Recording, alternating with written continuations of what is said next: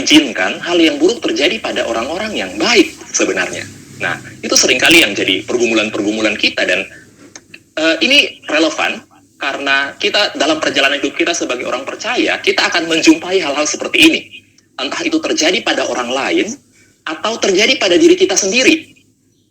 Sehingga kita perlu betul-betul mengerti bagaimana kalau saya menghadapi situasi seperti itu, ya.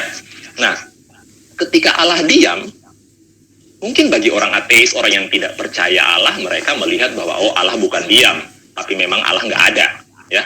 Karena Allah nggak ada, maka hal-hal yang terjadi itu hal-hal yang ya kebetulan aja, jadi bisa terjadi kepada orang yang baik, bisa terjadi kepada orang yang jahat, ya itu semua random aja lah, gitu. Tidak ada alasan yang pasti, gitu. Tapi kalau bagi kita yang mempercayai Allah, bagi orang Kristen, Allah itu ada. Nah, pertanyaannya mengapa? Itu pertanyaan pertama. Terus pertanyaan kedua yang perlu untuk kita jawab dan kita gumulkan adalah, apa faktor pembedanya? Kalau hal buruk terjadi pada orang yang baik maupun orang yang jahat, lalu apa faktor yang membedakan antara kita sebagai orang yang sudah percaya dan mereka yang belum? Nah, bagian itu yang ingin saya angkat dalam Ibrani pasal 11.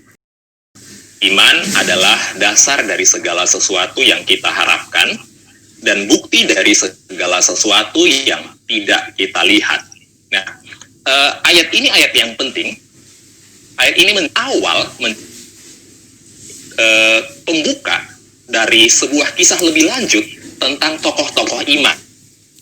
Sehingga kita perlu sungguh-sungguh memahami ayat yang pertama ini, gitu ya. Saya akan menjelaskan secara singkat. Nah, kalau kita melihat dalam terjemahan yang lain, nah, terjemahan NIV itu menarik, menulis begini. Now, faith is the confidence in what we hope for and assurance about what we see. Jadi saya mau mengangkat dua kata kunci di situ, yaitu confidence. Confidence itu kan sebuah keyakinan, kepercayaan. Nah, kepercayaan kepada apa? Kepercayaan terhadap sesuatu yang kita harapkan. Nah, tentu pengharapan ini bukan pengharapan kosong ya, tapi pengharapan akan janji Tuhan. Jadi, faith itu dimulai dengan sebuah keyakinan bahwa apa yang kita harapkan, janji Tuhan yang kita harapkan akan tercapai. Dan bukan hanya keyakinan kita pribadi, tapi juga ada assurance, jaminan tentang sesuatu yang tidak atau belum kita lihat ke depan. Iman, keyakinan akan janji Allah.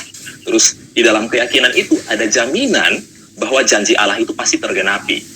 Nah, saya ajak kita melihat lebih dalam perbagiannya. Nah, saya membagi 1-3 itu sebagai pengantar. Nah, nanti yang bagian kedua itu Habel, Henok, dan Nuh ada di ayat 4-7.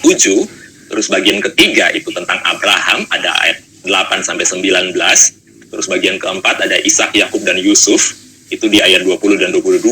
Terus bagian kelima Musa, umat Israel, dan Rahab, itu di ayat 23 sampai yang terakhir tokoh-tokoh lain ya, yang tidak dijelaskan detail, ayat 32-40. Iman itu terwujud dalam bentuk tindakan-tindakan nyata ya. Nah, kalau saya simpulkan, ciri dan bentuk iman di dalam bagian yang pertama ini adalah dari teladan Habel kita lihat bagaimana persembahan hidupnya ya, peribadatan yang lahir dari iman yang menyelamatkan, bukan formalitas, ritual gitu ya. Saya yakin yang membedakan Habel dan Kain di sini adalah imannya lahir dari, yaitu ya, sebuah iman yang menyelamatkan dari telah menerima anugerah yang diberikan oleh Allah gitu ya. Itu yang membuat Habel dihargai. Ciri dan iman yang berikut adalah hidup dan bergaul dengan Allah. Satu ciri yang penting adalah orang yang punya iman yang sejati, dia membangun relasi itu secara natural. Itu bentuk iman. Kerinduan membangun relasi dengan Allah itu adalah bentuk iman. Itu adalah bukti dari iman. Taat terhadap perintah Allah ya, walaupun tidak masuk akal, dan memimpin pada situasi yang tidak pasti gitu ya. Jadi salah satu ciri dari orang-orang yang beriman dari teladan Nuh adalah berani mengambil resiko untuk tindakan-tindakan yang membuat dia mungkin tidak pasti, tapi dia tahu bahwa ada perintah Allah yang clear, perintah Allah yang jelas di situ, maka dia taat. Gitu ya. Abraham dipuji oleh Tuhan karena dia meyakini bahwa Tuhan adalah setia. Dan kesetiaan Tuhan pasti akan terus tergenapi. Nah, dan dampaknya dia betul-betul mengalami janji Tuhan. Sebelum ada pertolongan Tuhan, sebelum ada jaminan apapun, Abraham dikatakan oleh firman Tuhan, kenapa dia mau mempersembahkan Ishak? Karena dia percaya akan kebangkitan orang mati. Dia percaya bahwa kalaupun anaknya mati, dulu Tuhan sudah pernah berjanji bahwa keturunannya dan Sarah yang akan mewariskan, yang akan mendapatkan tanah perjanjian. Artinya, keyakinannya dia akan janji itu membuat dia yakin bahwa kalaupun saya mempersembahkan anak saya dan dia mati, Tuhan punya kuasa untuk membangkitkan anak saya. Wah, ini sebuah tindakan yang tidak mudah, mempersembahkan anak loh ya. Itu tidak mudah. Tapi diperhitungkan sebagai iman. Apa makna dan bentuk iman dari teladan Yusuf, Yakub, Ishak, Yakub, dan Yusuf?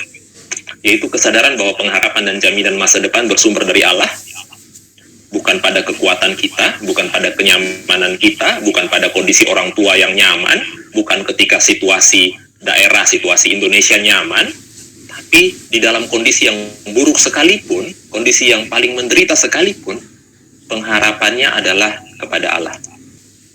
Mereka, bagian yang kedua, mereka melihat jauh ke depan. Bertindak dengan melihat janji Allah dan meyakini bahwa janji Allah itu pasti tergenapi. Nah, yang keempat, kita akan lihat teladan iman dari Musa, umat Israel, dan Rahab. Itu ada di ayat 23 sampai ayat yang ke-31.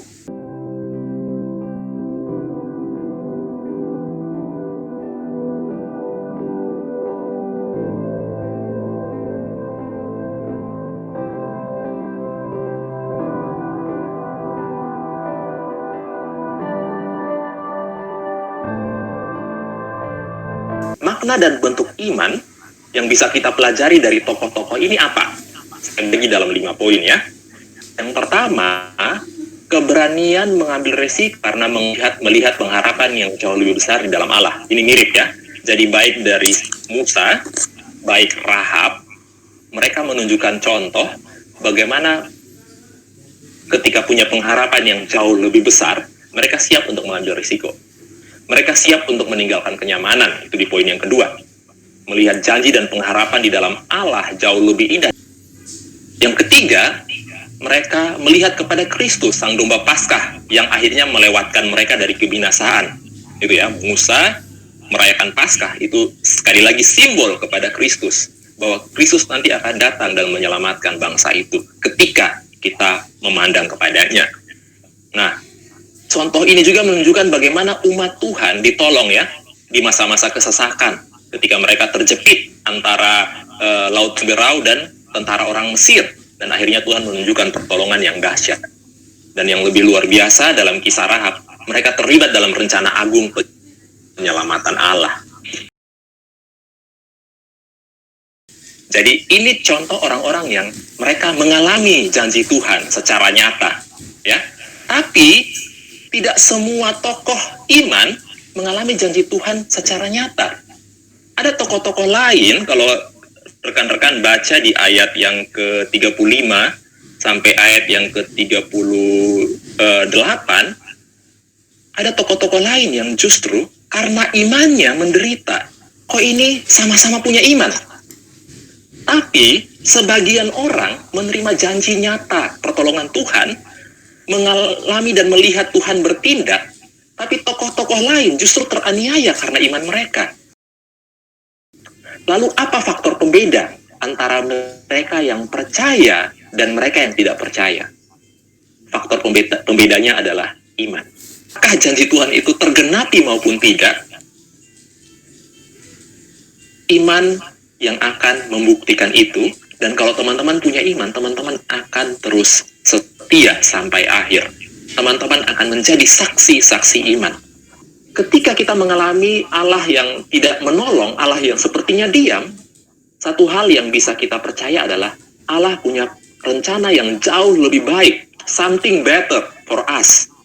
Nah, apapun kondisinya, kalau kita memiliki iman yang sejati, yang disaksikan oleh saksi-saksi iman kita, apapun kondisinya, itu tidak akan mengganggu kita. Pengharapan kita tetap yaitu di dalam Kristus.